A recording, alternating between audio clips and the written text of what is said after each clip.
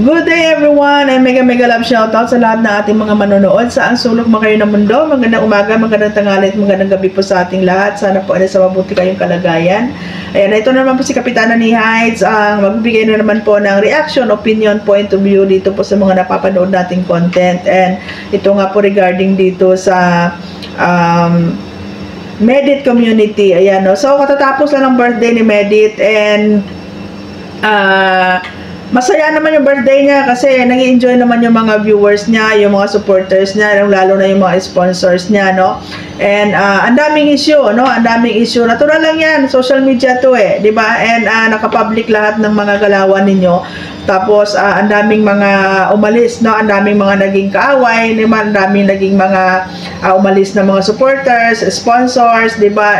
Natural lang 'yan, no? Natural lang 'yan.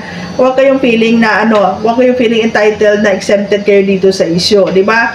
And tanggapin niyo din na itong mga bashers na to ay isa ito sa mga gasolina at battery ng career ni Medit kung bakit mas lalo ngayon umiingay yung pangalan niya at napag-uusapan. Do you think kung walang nang babatikos dyan, iingay yung pangalan niya? Hindi, no? So, natural lang yan. But then, alam nyo, yung nakaagaw pansin lang sa akin is yung nag-live si Jo Malin, no? Isa sa mga sponsors at founder ni Medit, no? At isa ring nanay na matatawag. Pero bago po ako mag-start ng aking reaction, pakinggan po muna natin ito. Ako, ang tagal ko pong di umuwi. Sa totoo lang po, kung alam niyo lang nangyari sa akin. Singapore Street po ako ng Naga. Ang anak ko, binlak ako. Pero wala akong pakialam. Bakit? Sa pagmamahal ko talaga, dito ako nagdiretso. So, yun na nga guys. Na ako doon, no? Medyo nakuha yung attention ko doon. Nung sinabi niya sa live niya na siya ay isang tawag dito, OFW sa Singapore. Matagal daw siyang hindi nakauwi, no? And then nung umuwi siya, dumiretso siya doon sa Naga. And then meron pa siyang kinikwento doon na after ng birthday, magbabanding pa sila ng Gabarda family, which is ang pamilya ni James, di ba? Tapos naikwento niya doon, grabe Jo Malin, no? May tapang ka pa talaga at mahiya ka pa talagang ikwento ito in social media, no?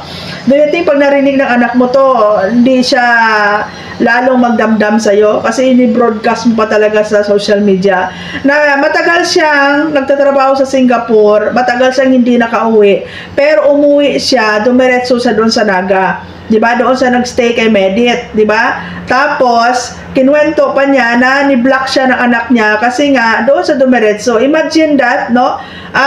Katatapos lang ng Mother's Day. Matagal kang hindi nakauwi.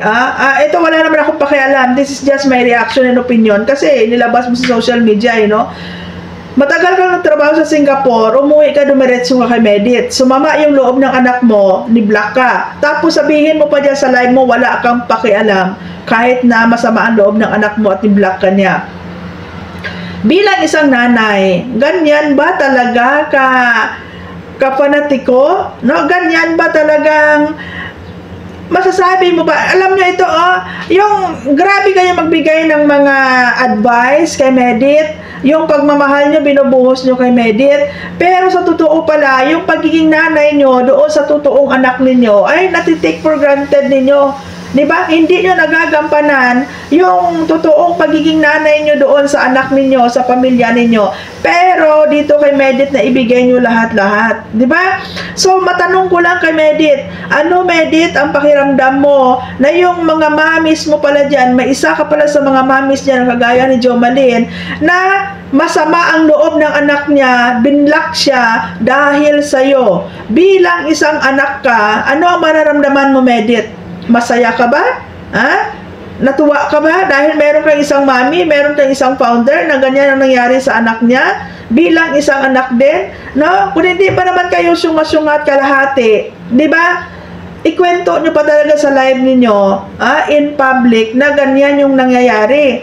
Yung grabe yung pagmamahal nyo sa ibang tao, pero yung anak nyo, na ano ninyo, nabaliwala ninyo. Yan ba yung totoong pusong nanay?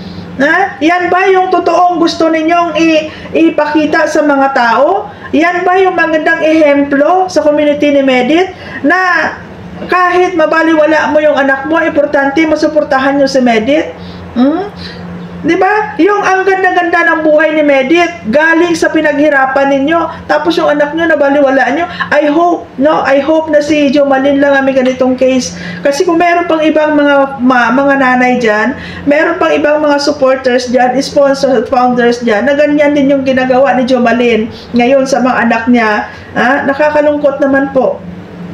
Imagine, si Medit, pinopromote nyo, sinusuportaran ninyo bilang anak ninyo. Tapos yung anak nyo, ganyan pala yung nangyayari. So sad. No? So sad. So, ibig sabihin, na yung mga kagandahang asal at mga magagandang mga tawag dito, mga payo ninyo kay Medit, ay pakitang tao lamang yan. Pakitang tao lamang yan. Anak mo yan, laman at dugo mo. Pero wala kang pakialam kung masama ang loob niya sa iyo o ni-block ka niya. Importante na andyan ka sa feeling ni Medit. Ano po ang pakiramdam ng pamilya ni Medit? Ano po ang pakiramdam ni Medit? Ikaw, Medit? Masarap ba sa pakiramdam na ganyan yung ginagawa ng mga founders mo sa sarili nilang anak para lang suportahan ka? My God! Nakakadismaya po. Nakakadismaya na wala talaga kayong utak, no? Di ba? O ngayon, ito sa reaction ko na to, malamang sa malamang, marami na naman magko-comment dito. Hindi mo rin mabiblame. Sabi mo nga, di ba, na nakikiusap si Medit na tigilan yung kaibigan niya kasi mahal niya, pero wala siya magagawa kasi community yan eh. Supporter ni Medit yan eh. So ngayon dito, ganun din yon. Wala kang magagawa ngayon kung merong mga negative na komento dito laban sa iyo, Jomalyn, kasi ikaw mismo ang nag-anunsyo dito. O ngayon dahil kinontent mo yan, sinabi mo yan sa live mo, do you think ano yung mararamdaman ng anak mo? Wala ka palang pakialam kung ma-depress yung anak mo or ma-stress yung anak mo dahil sa nangyari ngayon? Na aside sa sumama na pala yung loob niya kasi na-block ka niya dahil dumiretso ka dyan, tapos in-announce mo pa in social media, paano kaya kung marinig nila yung malaman nila na in-announce mo dyan? And imagine guys, matagal ka sa abroad, tapos pag uwi mo, dumiretso ka sa bahay ng iba, hindi sa anak mo. My God, ako bilang nanay, Diyos ko, kung halos pa lang, liparin ko yung Hong Kong, pauwi ng Pilipinas para makasama ko yung anak ko. Diba? Kung halos pa lang, madaliin ko yung 2 taon para makauwi na ako. Diba? Tapos ikaw, proud ka na umuwi ka ng Pilipinas, dumiretso ka kay Medit, kahit na sumama loob ng anak mo, ni-block ka niya. Ibig sabihin, diba? Talagang wala na kayo sa tamang wisyo, guys. Di ba? Wala na kayo sa tamang wisyo. Huwag kayo, paano nyo masabi na magaling kayong paano nyo masabi na mapagmahal kayo ng mananay? Kasi sabi mo nga, kung hindi pinanganak si Medit, wala kayong anak, no? Wala kayong anak. Paano nyo masabi na good example kayo ng mga nanay, good example kayo ng mga founder at mga sponsors, no, dahil sa pagmamahal nyo kay Medit. Kung kayo mismo hindi nyo na sikaso yung totoong anak ninyo, my God, ano kayo, na-hypnotize? Wala naman po masama na magsuporta, wala naman po maging masama na magbigay, di ba, mag-sponsor, pero doon sa kinikwento mo, wala na kayo sa tamang wisyo. Remember, sarili mo anak. Sarili mo anak. Wala kang pakialam kung magalit or ma-block ka niya.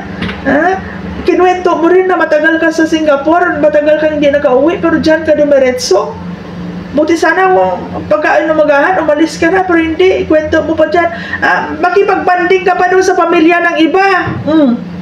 Dumiretso mo kay Medit, makipag-banding ka pa sa Gabarda family. Shout out sa Gabarda family. Yan yung si Jomalyn na mami-mami niya makipag-banding sa inyo. Ano po yung pakiramdam nyo? Na masaya siya dyan sa inyo, nakibanding sa inyo, samantalang yung anak niya doon, nagtatampo, ni-block siya. Kasi ang tagal di umuwi dyan, dumiretso sa inyo. Is that a good example of being mami-mami ni Medit? Yan ba yung magandang ehemplo niya sa community niya? My God. Next time, isip-isip din, di ba? Pinahiya niyo yung sarili niyo, pinahiya niyo yung community niyo. Shout out sa pamilya ni Medit at sa pamilya ni James. Di ba? Tuwang-tuwa kayo. Pero may isang anak nasasaktan, 'di ba? Sumama ang loob, nalulungkot kasi yung nanay nila pinabayaan sila at inuna yung ibang tao. Oh my goodness. Abangan nyo guys, may live ako, no? Marami akong sasabihin, marami akong mga ilalabas. O James, meron kang mga pinagsasabi laban sa mga founder, Wala nga lang po talaga akong time kasi palagi late umuwi yung amo ko o kaya may bisita kami. Pero abangan nyo guys, no? Ayan, thank you so much and God bless.